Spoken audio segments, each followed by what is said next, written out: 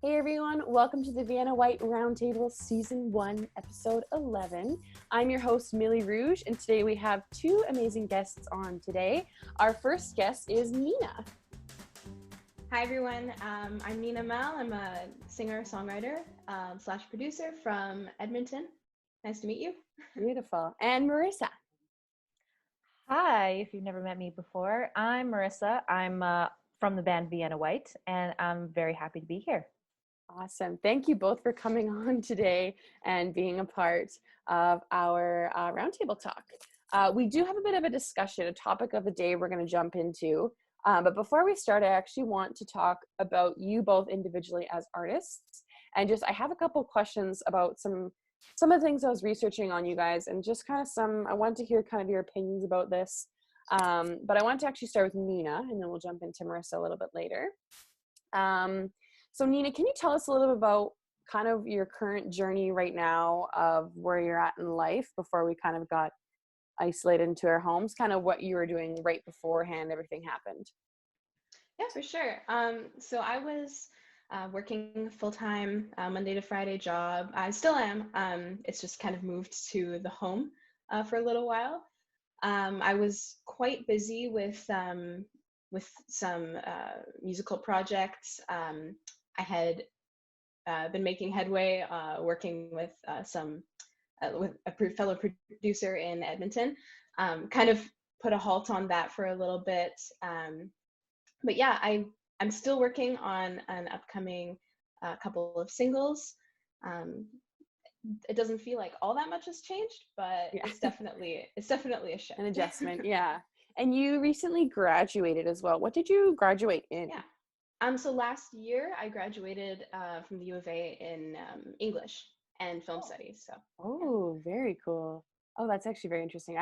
When I was researching, I couldn't find out what you graduated in. I was very curious to know.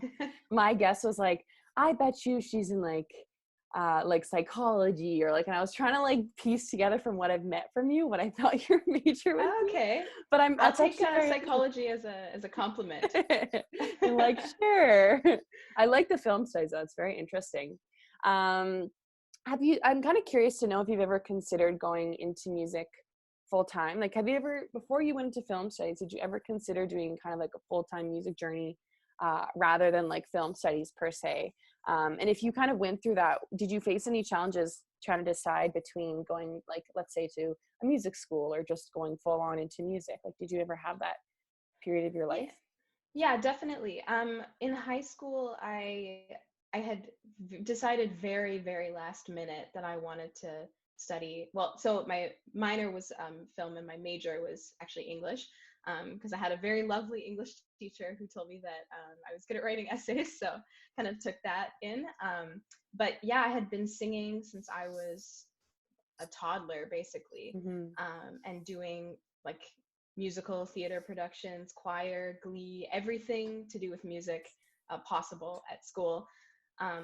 And I never really seriously considered it as a academic path. I never really, I had entertained the idea of studying music, but I guess I there was always an expectation that I would go into a professional career. So I kind of went along with that and figured that I could work on my music as a hobby. Both. Yeah. Kind of incorporate both into your life. That's really cool. What kind of are you hoping to get with with what you just graduated? What are you kind of your goals for your next kind of steps? I'm just out of curiosity.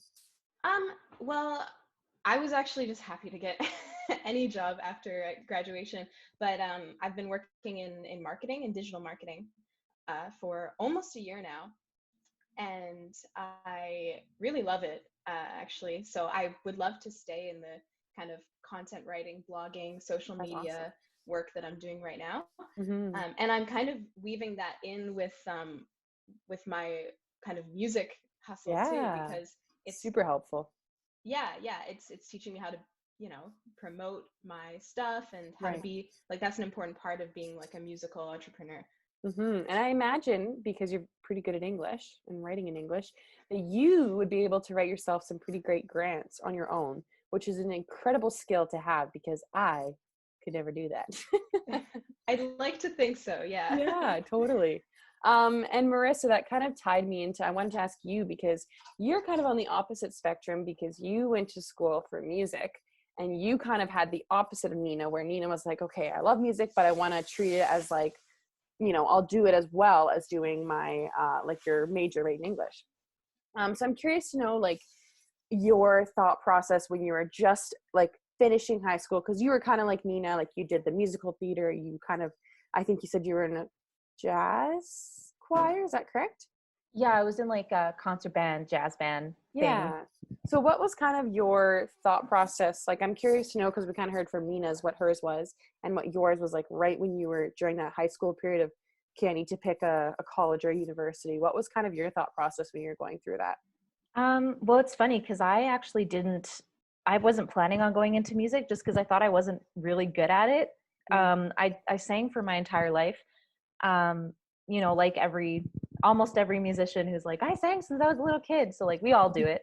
And yeah, so like in high school, I was more of like a drama person. Like I spent my Fridays in the drama room. I spent my spares in the drama room, and like I did improv and all this stuff. And then I just I played bass clarinet in band. Fun fact. I did that for 6 years, which was super fun. And I played in like all city band and junior all city band, senior all city band. It was very, very, very nerdy. And so all throughout high school, music started becoming a thing more and more in my life. When I started singing in front of people for the first time, like I was in this like one act play that I sang in, and I was the lead in the musical in my grade 12 year. And then people kind of started to take notice of me, and they started asking me to do more and more things. So, that led to like singing at assemblies and then singing with like the concert band and the jazz band. Right. And eventually I ended up helping co-write our grad song. So Ooh. after that first initial time that I got to spend writing that song and recording it, that was actually my first ever recording experience. And I kind of sat there and I was thinking like, well, maybe music could be something that I could try to do. But I was like, no, I'll probably end up going to musical theater. And then with kind of encouragement from my band teacher, from my parents, from everybody, they're like, just go for music, just go for the experience. And I was like, yeah, okay, maybe, like, I'm not really good. And they're like, it doesn't matter, just go. And so I was like, okay, if I don't get into music, I'll go to musical theater, and I know I'm going to do really well there. Mm-hmm. And I auditioned for the music diploma, and I got in, and the rest was history. 5 years later, 5 years later, I was doing music professionally, which is really cool and not what I expected at all. So It was something I'd always kind of dreamed about, and I was like, well, that's kind of like a pipe dream, but now it's a reality, and I'm doing it a lot, which that's is cool. awesome. It's actually really interesting because I'm not going to say the topic yet, but you guys are both talking about the topic without knowing the topic yet, but we'll get into it eventually. We're killing this right now. It's awesome. Absolutely. I quickly just want to talk about traveling because you both have some experience with traveling. And I know, Nina, you were recently in New York. What month were you in New York, out of curiosity? I was actually there in mid-February. I went over Valentine's Day with my best friend. Yeah. Nice. So right before everything kind of went crazy. Okay. Exactly. Because I saw your pictures and I was like, I hope she wasn't there when I think she was there. That's awesome. Yeah. So what I wanted to kind of talk about, because I know Marissa, well, recently-ish took a trip to Ukraine. So I wanted to talk about the different music industries where you both went. I know Marissa was there with a tour with a band, so she was pretty involved with the music scene. And Nina, I noticed you had gone to a couple shows in New York as well. Is that correct? Yeah, that's right. Okay. So I'm curious to know kind of, Nina, if you want to kind of start off just to tell us a little bit about what you noticed about the music industry, what you really liked, maybe things you didn't like, just maybe things you observed, just kind of your general opinion about what you saw when you were there. Yeah, well, New York is obviously just like an amazing, amazing place for musicians and artists, and you see it everywhere. And even like buskers in the subway and everything, you just see the spirit of music alive there. As for the industry, I didn't get too much of a good look. I was only there for a week or so, but I actually did meet some really interesting people at the concerts that I went to. So I was lucky enough to see a show at the Bowery Ballroom, which is I don't know if you guys know, but it's just an iconic venue in New York City. And yeah, I met a cinematographer who works for Tidal and Complex. That's And cool. That's yeah, awesome. he was from Florida, but he's working in New York, kind of doing music documentaries on up and coming artists for Tidal and Complex, and I think another magazine. But yeah, there's a lot of just like ambition and like just young artists going for it. And I guess a lot of people move to New York for exactly that purpose. So Yeah, so it's kind of a good, I mean, good opportunity to start if you're really wanting to just like dive in whatever way you can, right? Like I think it obviously has its pros and cons of just like moving to LA and starting a musical career. I think sometimes people make it seem really easy, but I think it would definitely be like a tough journey for sure. And just mhm. like the environment of New York is totally different from obviously your Edmonton LRT wouldn't be the same as a New York subway. Like it's not quite the same. Yeah. um, but Marissa, I'm kind of curious to know about with your experience with Ukraine and kind of what you found with the music scene or just what you saw. Yeah, that's actually an interesting question, because when I went to Ukraine, the first actually couple of days we didn't really play that much. It was in the capital, which was KU. We just kind of spent a little bit of time just kind of roaming around and just getting used to being there. Yeah. Also figuring out the time change because we were all dead tired. Um, so our first show was actually in it was like this little bar called Koza Bar, which means like goat bar. It's really weird. Anyway, Ukrainians. Um, and yeah, so we played in this bar, and it was in the city called Ternopil, which is like an hour and a half drive away from Lviv, which is like the other city. Um, and one thing I noticed about Ternopil in like specifically was that that was a very artsy music city. Like we walked down the street and you couldn't turn your head without like seeing somebody carrying a guitar or an amp on their back, and like there was buskers everywhere, like everywhere. You know, it's a very like creative city.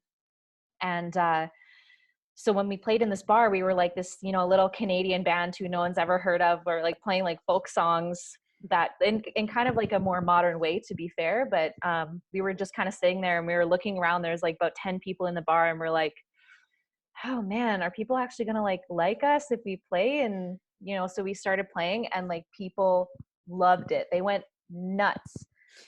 People were singing along to our songs. They were like getting so hyped. There was this group that we met when they came and did a show in Canada. They were X Factor finalists, I think, super finalists. And I think it was X Factor at least, or it was Ukraine's Got Talent or something like that.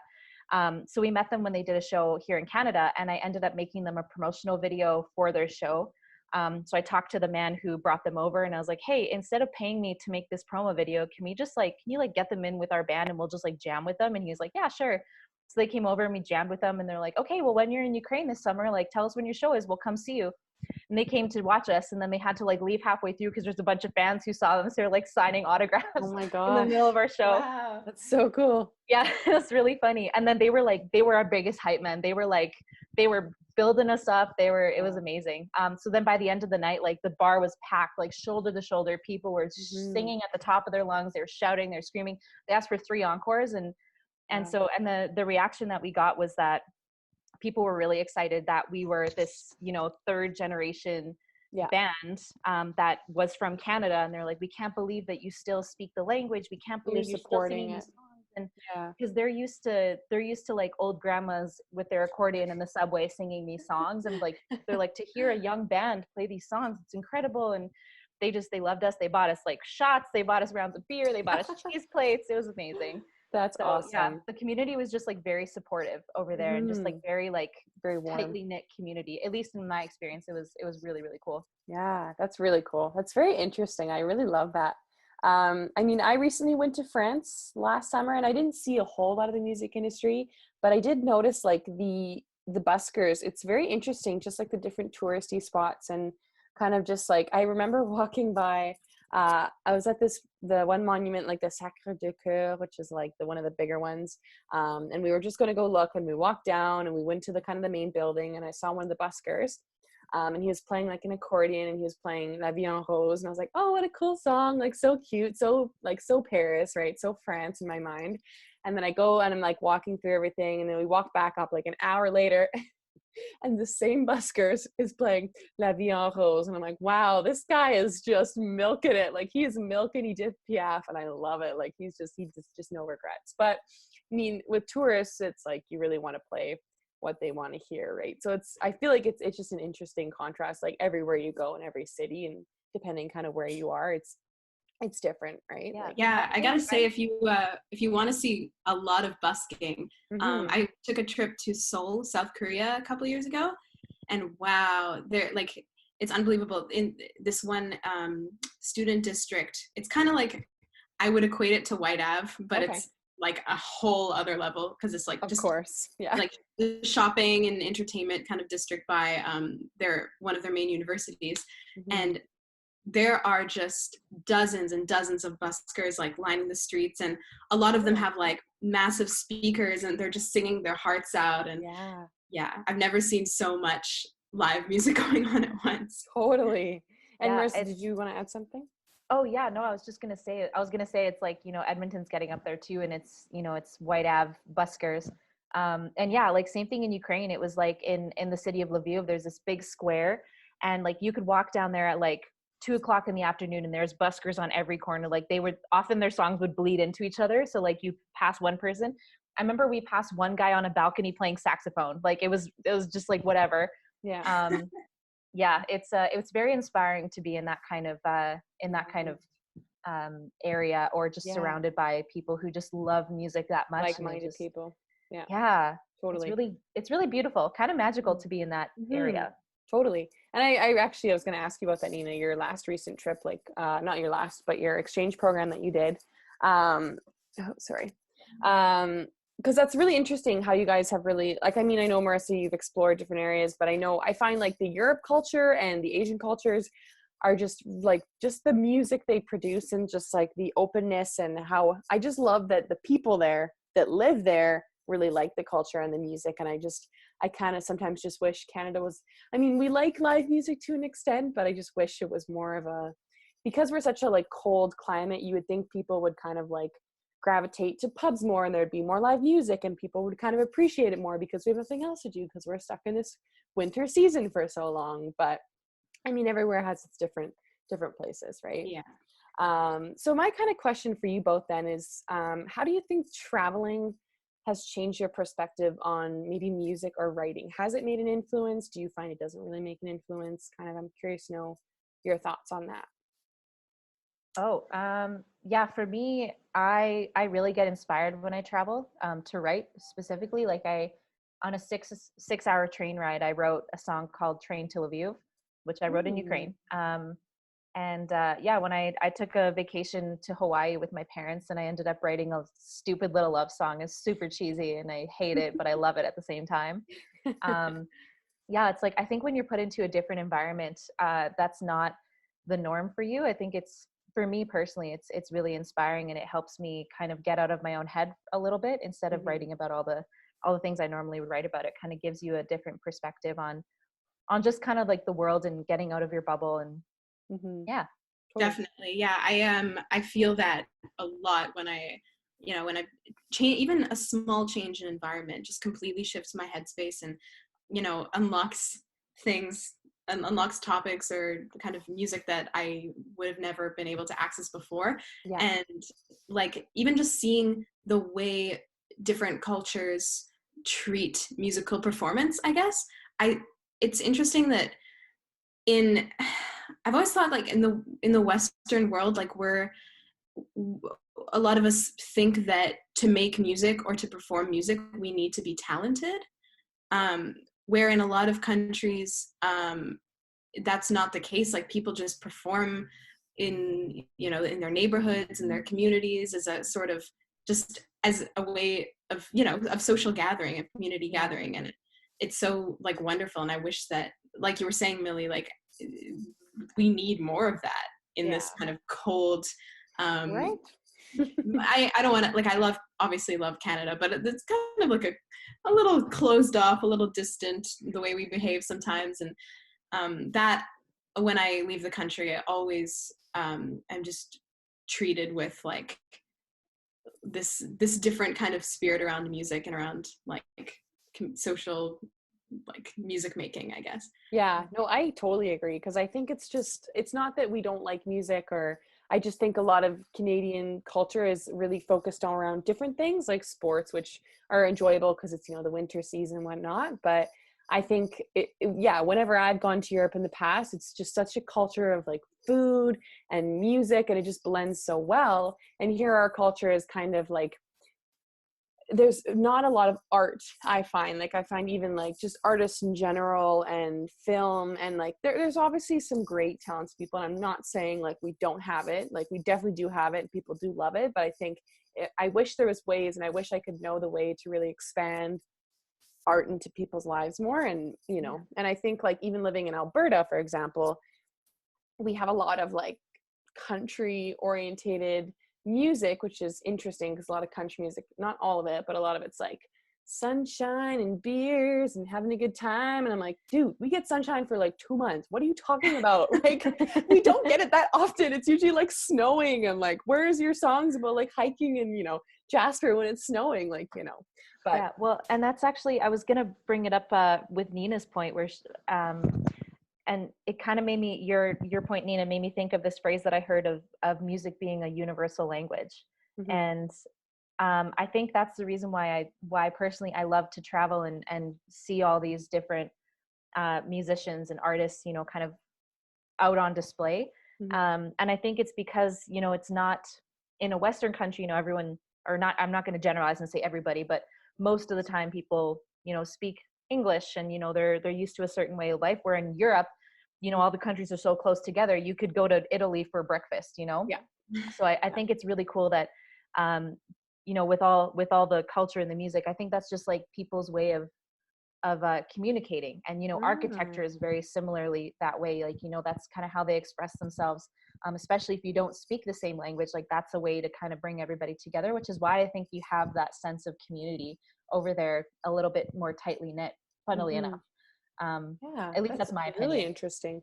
I've never actually thought about that, because Canada, yeah, like you said, is typically one language, usually English, but there is so much more language in Europe and different places like that. So that's very interesting. I've never actually thought about that, how that can kind of be united with just, well, food a lot of the time, food, culture, like the music, the arts, right? Totally.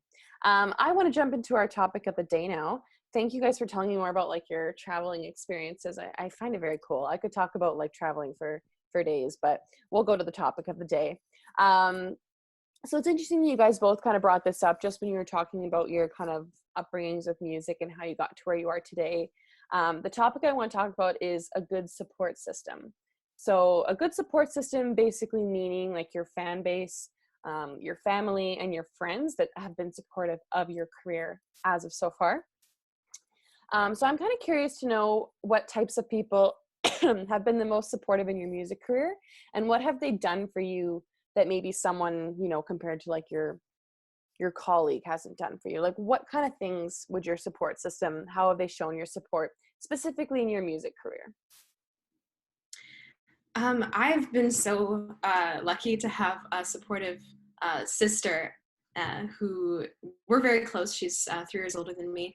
And she closely follows everything that I do music related, and is always asking me like, what are you working on now? Have you written anything? Can I hear it? And it's this constant encouragement and support and inspiration from her.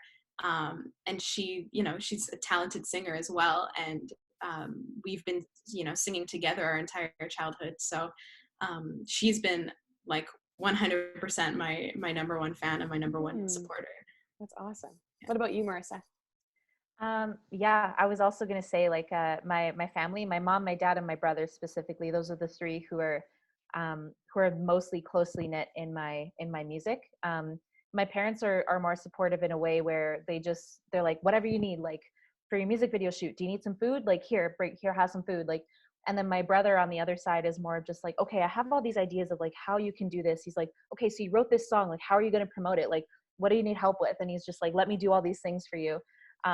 He's like, I know people, I'm going to contact them for you. And like, he's very like, my brother, like kind of like your sister Nina, he's very encouraging and very supportive, and he said to me a million times, he's like, I don't care about taking money from you.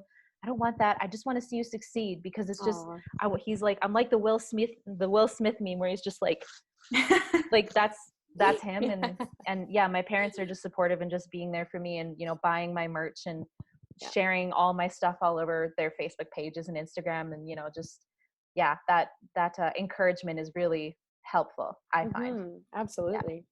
Now this might seem like kind of an obvious question, but do you ever think you could have made it as far as you are without these people?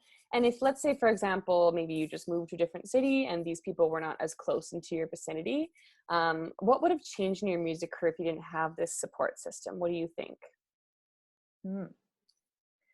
I think that I probably wouldn't be doing music if I didn't have the support system. If I didn't get the encouragement as early on as I did, I would have definitely been way too terrified to do it or even try. So my family was really encouraging of just telling me to go try.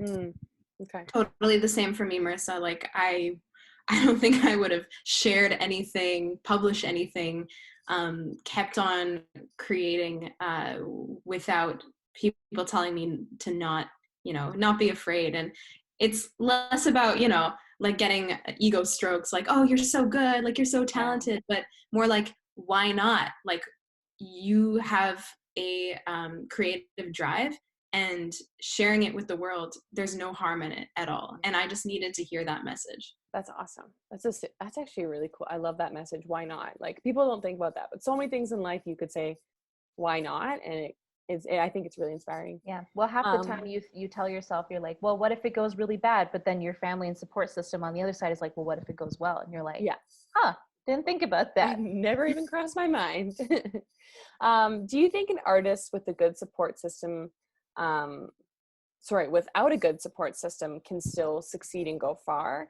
Why or why not?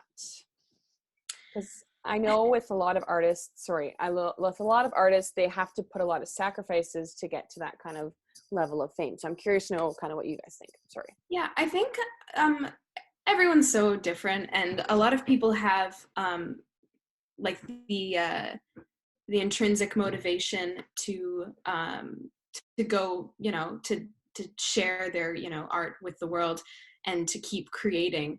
And the way, for example, the way I was brought up, like I was encouraged to create and praised for accomplishing things in school and everything, but I had never I guess in my household, like, music is not a career, so that was kind of holding me back, like, from pursuing it in a very, very serious full-time kind of way.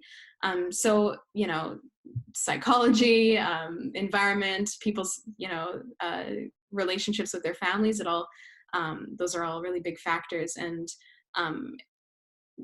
the people who need encouragement, and the people who are plagued with self-doubt and everything, like, hi, people who are listening, who are those people, you can why not just create, just share things with the world. There will always be people who are judgmental, and there will always be people who discourage you, but just know the people in your life that love you, want to hear what you create, and are there for you. And I'm there for you. Aw, that's so cute. I'm gonna cry. Yeah, man, Nina, I completely agree, 100%. And I think the people who don't have the support system, who really, really, truly want to do music, and it's kind of like they don't know what else they're going to do with their life, I think they'll find a way either way. Like, if it's something that you really want to do, you're going to find a way to do it. And like my brother tells me all the time, he's like, if you don't have hate comments, you're not working hard enough. It's like, if you don't have people who don't like what you're doing, like, he said it should look like he said if you have no one talking about you and it's doing this, then you're flatlining, you're dead. And he's like, but you want people talking about you and loving you, you want people hating you, you want people loving you, you want people hating you. He's like, then you have a heartbeat. So I think it's really good as an artist to have a balance of both of those things. Like, you don't want people telling you that you're amazing all the time, and you also don't want people, crapping on you and pushing you down, saying you're never going to make it. But I think it's finding a support system, I think, is still really important. And I think that you still can get there without the support system, but it's all about how you react to the negativity, where you can find the positivity in the negativity. I think that's kind of how you might navigate that will help you. And how you can grow from that too, right? Like how you grow from getting a negative experience or a negative comment totally changes you as a person and can really help strengthen you up for like the music industry and music career in general. And I really actually, with this question, I think a support system is super important, but like, let's say you move far away, or maybe you were just not fortunate enough to grow up with a full family, or maybe you were adopted, let's say, or whatever the case is.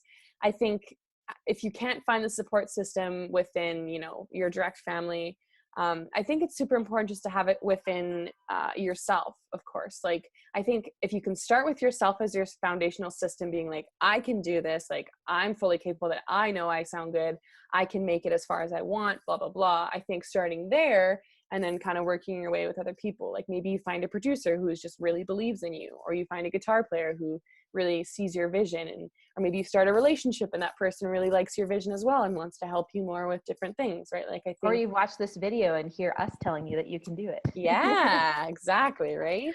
Totally. So I think it just really stems, I think you don't need that support system, but I think it's huge. Like I think sometimes us as musicians take for granted how like amazing our support system is and how it's really helped us to grow. Like I know when I was in high school, I told my mom, I was like, I want a job. And she's like, you don't need a job. Like you just keep doing your music until you need to get a job, and then you can get the job. Like work on your stuff now, and then when you actually need this job, like you don't need a job right now. So I think, sometimes we kind of think about, like we take for granted that for sure people are there to support us all the way, right? Music wise, life wise, totally. So that's actually all the time we have for today. I want to thank you guys so much, to Nina and Marissa, for being on the show today. My name's Millie Rouge. This roundtable is brought to you by Yay Music. Make sure you guys like, subscribe, and hit the bell button to be notified when our shows come out. We release our morning brew and our roundtable talks Monday to Friday. So there's lots of fun to be had. All right, guest Nina, I want you, before we sign off, to tell people where they can find you and if you have anything coming out that they should know about. Yeah, so you can find me on Instagram at Nina_Mal, MAHL. Also on SoundCloud under the same handle. And I'm coming out with a single very soon this month, so look out for that. All right, Marissa, you want to tell us where they can find you? Yeah, I'm Marissa K. I'm with Vienna Whyte. Check us out on Instagram. Beautiful. Have a great day, ladies. Thank you so much.